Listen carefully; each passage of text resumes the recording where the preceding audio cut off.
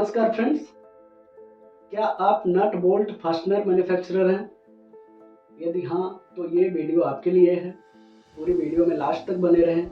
आपका product government of India ने इसको मैंडेटरी सर्टिफिकेशन के अंदर पुट अप किया है। तो अभी इसमें क्या क्या गाइडलाइंस आई हैं, क्वालिटी कंट्रोल ऑर्डर क्या है, BIS ने इसको कैसे इम्प्लीमेंट करना है, BIS का लाइसेंस, ISI मार्क का लाइसेंस कैसे लेना है, फॉरेन मैन्युफैक्चरर है तो उसके लिए क्या प्रोसेस होगी, डोमेस्टिक मैन्युफैक्चरर है तो उसके लिए क्या प्रोसेस होगी, डॉक्यूमेंट्स क्या लगेंगे, फीस स्ट्रक्चर, फीस, कॉमर्शियल क्या इन्वेस्टमेंट है, लाइसेंस की वैलिडिटी क्या होगी, ये सारी बातें हम आज इस वीडियो में कवर करें।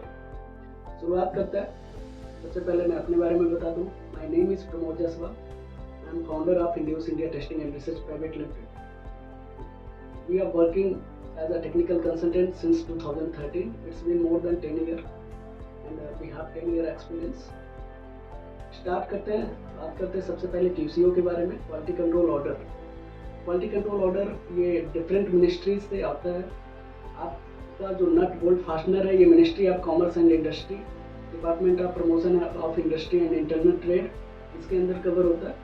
तो मिनिस्ट्री ऑफ कॉमर्स ने 21 जुलाई 2023 को मैंडेटरी प्रोडक्ट सर्टिफिकेशन के लिए क्वालिटी कंट्रोल ऑर्डर इनिशिएट किया था। इस प्रोडक्ट के अंदर 18 प्रोडक्ट हैं जिनको मैंडेटरी कर लिया गया है। मैं ये बात करूं कि इनका इम्प्लीमेंटेशन डेट क्या है, तो फॉरेन मैन्युफैक्चरर या लार्ज स्केल इंडस्ट्री के लिए इम्प्लीमेंटेशन डेट 21 जनवरी 2024, 21 जनवरी 2024 आपका इम्प्लीमेंटेशन डेट है।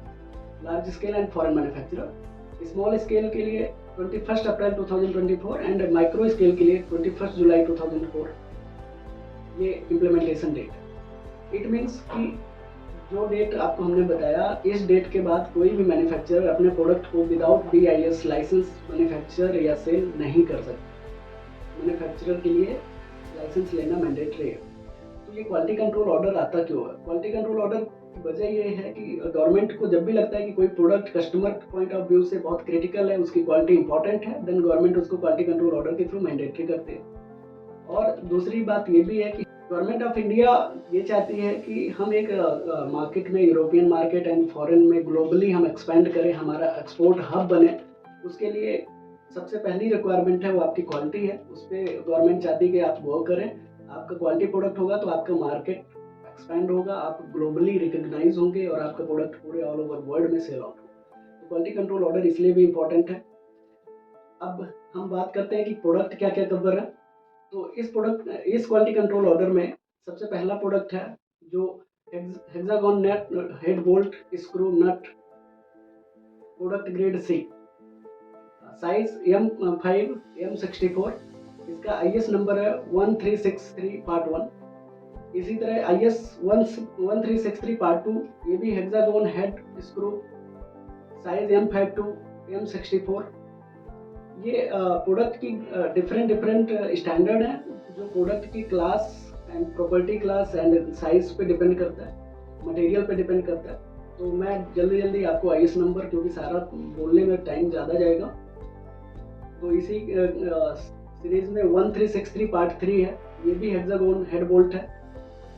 1364 पार्ट 1, ये hexagon head bolt screw and nut.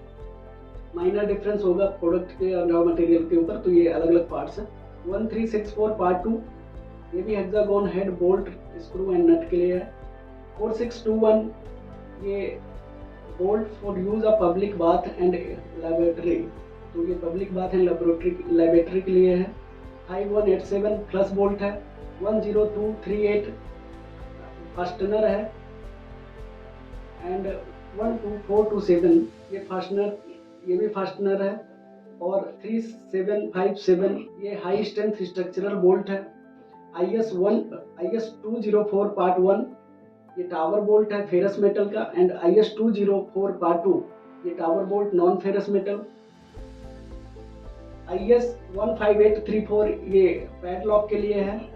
2681 non ferrous metal sliding door bolt के लिए है। IS 281 mild steel sliding door bolt के लिए है।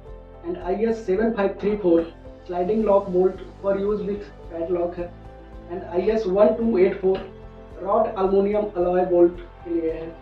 and IS 15833 stainless steel tower bolt and IS 6623 high strength structural nut. तो basically ये कई बार आपने देखा कि इसमें हेक्सागोन हेड नट बोल्ट कई सारे स्टैंडर्ड में लिखा है, बट ये प्रोडक्ट का मटेरियल, प्रॉपर्टी क्लास, साइज, इन चीज़ों के ऊपर वेरिएशन आता है, तो अलग प्रोडक्ट में कंसिडर किया गया, उसके लिए अलग स्टैंडर्ड का नाम दिया गया।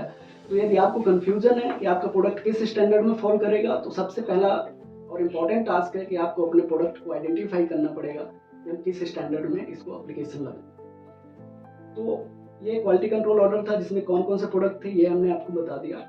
अब हम बात करते हैं कि ये प्रोडक्ट यदि मैंडेटरी हो गया तो आपको लाइसेंस कैसे मिलेगा या लाइसेंस के लिए क्या करना होगा। तो मैं आपको बता दूं, जो national standard body of India है, BIS, bureau of Indian standard इसका फुल फॉर्म है, BIS की ये लाइसेंस देती है, जिसको हम ISI मार्क लाइसेंस के नाम से भी जानते हैं। यदि आपको BIS का लाइसेंस मिला हुआ है ISI मार्क का, that means you can put ISI mark on your product and ये दिखाता है कि आपके प्रोडक्ट की क्वालिटी अच्छी है। तो BIS मैंने बताया, bureau of Indian standard, national standard body of India है। इसकी एक्टिविटी क्या है? Certification, testing, training, standardisation, audit, ये एक्टिविटीज़ हैं, बहुत सारी एक्टिविटीज़ हैं, मैं कुछ मेजर एक्टिविटी आपको बता रहा हूँ। उसके बाद BIS थर्ड पार्टी एश्योरेंस का वर्क करता है मैन्युफैक्चरर एंड कस्टमर के बीच में। तो BIS का लाइसेंस कैसे मिलेगा, उसकी एलिजिबिलिटी क्राइटेरिया क्या है? सबसे पहले तो कोई भी मैन्युफैक्चरर जिनके पास मैन्युफैक्चरिंग फैसिलिटी है वही एलिजिबल है इस लाइसेंस को लेने के लिए। सेकेंड रिक्वायरमेंट है, आपको in house testing facility install करनी होती है, क्योंकि आप क्वालिटी कंट्रोल कैसे करेंगे, यदि आपके पास लैब नहीं होगी आप टेस्टिंग नहीं कर पाएंगे। तो गवर्नमेंट की दूसरी रिक्वायरमेंट है कि आपको इन हाउस टेस्टिंग फैसिलिटी लगानी पड़ेगी। थर्ड जो मेजर रिक्वायरमेंट है, आपको testing personnel trained quality control incharge आपको एक रखना पड़ेगा, जिनको सारी प्रोडक्ट की नॉलेज हो, जिनको स्टैंडर्ड की नॉलेज हो, जिनको टेस्टिंग की नॉलेज हो।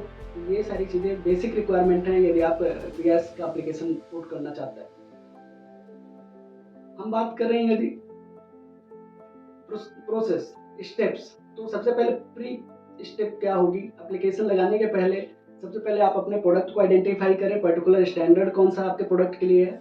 सेकंड, एक प्रोडक्ट के अंदर बहुत सारी वैरायटी होती हैं, तो आपको ग्रेड एंड वैरायटी आइडेंटिफाई करना है, सो दैट कि आपको ये पता हो कि आप कौन से ग्रेड वैरायटी के लिए अप्लाई कर रहे हैं। उसके हिसाब से आपकी मैन्युफैक्चरिंग यूनिट प्रिपेयर करनी होगी, टेस्टिंग फैसिलिटी भी उसी के हिसाब से लगानी होगी। बात करें यदि लाइसेंस की, डॉक्यूमेंटेशन सबसे फर्स्ट स्टेप है। इसमें टोटल स्टेप्स हैं, मैं आपको बता देता हूँ। सबसे फर्स्ट स्टेप डॉक्यूमेंटेशन है, सेकेंड स्टेप है सैंपल टेस्टिंग। सैंपल टेस्टिंग जो सेकेंड स्टेप है, फॉरेन मैन्युफैक्चरर के लिए एप्लीकेबल नहीं है, फॉरेन मैन्युफैक्चरर के लिए डायरेक्टली थर्ड स्टेप एप्लीकेबल है।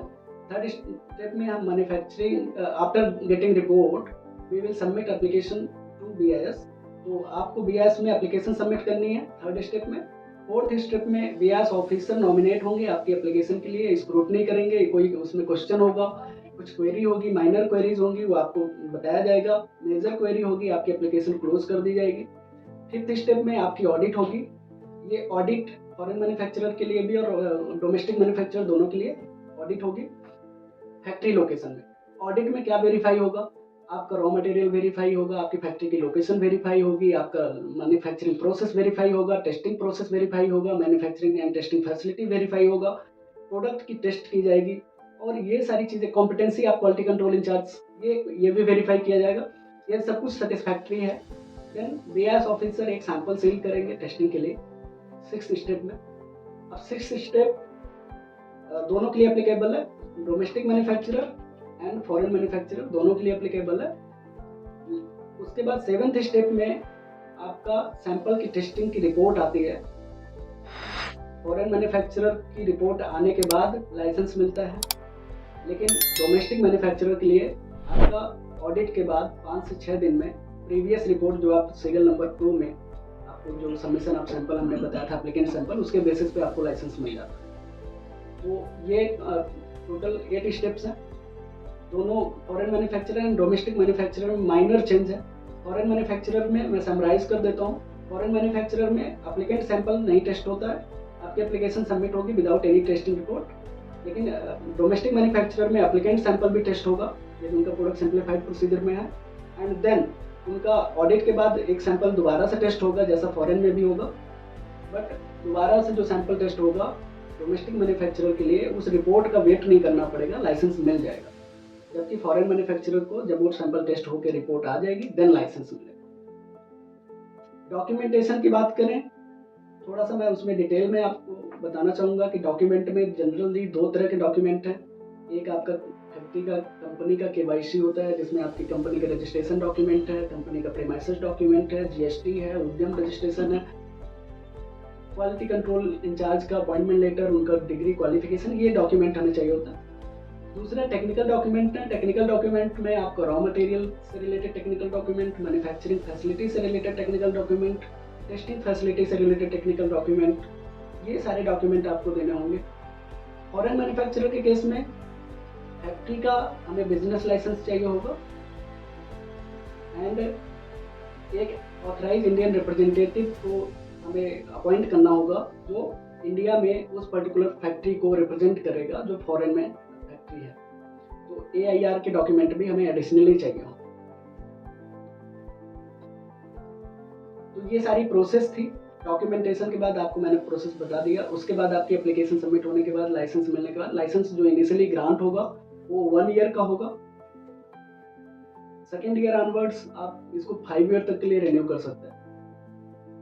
कॉमर्शियल पार्ट की बात करें, इसमें आपका एप्लीकेशन फी है, इंस्पेक्शन फी है, लाइसेंस फी है, ये आपके 9,000 होंगे एंड एनुअल फी आपके हर प्रोडक्ट की अलग अलग होगी, तो मैं यहाँ गाइड नहीं कर पाऊंगा। यदि आपको क्वेश्चंस हैं तो आप हमें डायरेक्टली कांटेक्ट कर सकते हैं, मेल कर सकते हैं। सैंपल टेस्टिंग चार्ज डिपेंड करता है लैब के ऊपर, तो जिस भी लैब में आपका सैंपल टेस्टिंग के लिए जाएगा आपको उसी टाइम गाइडेंस मिलेगी कि आपको क्या टेस्टिंग चार्जेस पे करने हैं। तो ये आपके कॉमर्शियल स्कोप है। सेकेंड, वैलिडिटी 1 ईयर हमने आपको बता दिया। टाइमलाइन रिक्वायर्ड, कितने टाइम में आपको ये लाइसेंस मिलेगा। तो यदि आप डोमेस्टिक मैन्युफैक्चरर हैं और आपका प्रोडक्ट सिंप्लीफाइड में है तो जनरली 35 to 45 डेज में आपको लाइसेंस मिल जाता है। लेकिन यदि आप फॉरेन मैन्युफैक्चरर हैं तो ये 4 to 6 मंथ की प्रोसेस है और आफ्टर 4 to 6 मंथ आपको ये लाइसेंस मिलेगा। उम्मीद है कि ये आपको वीडियो इंफॉर्मेटिव लगी होगी और मेरी रिक्वेस्ट होगी कि आप सब्सक्राइब करें, लाइक करें और फॉरवर्ड करें जो आपसे रिलेटेड फ्रेंड्स हैं, प्रोडक्ट जिनका मैन्युफैक्चरिंग यूनिट है, सो दैट कि उनको भी अवेयरनेस मिले। और thank you so much, see you in next video.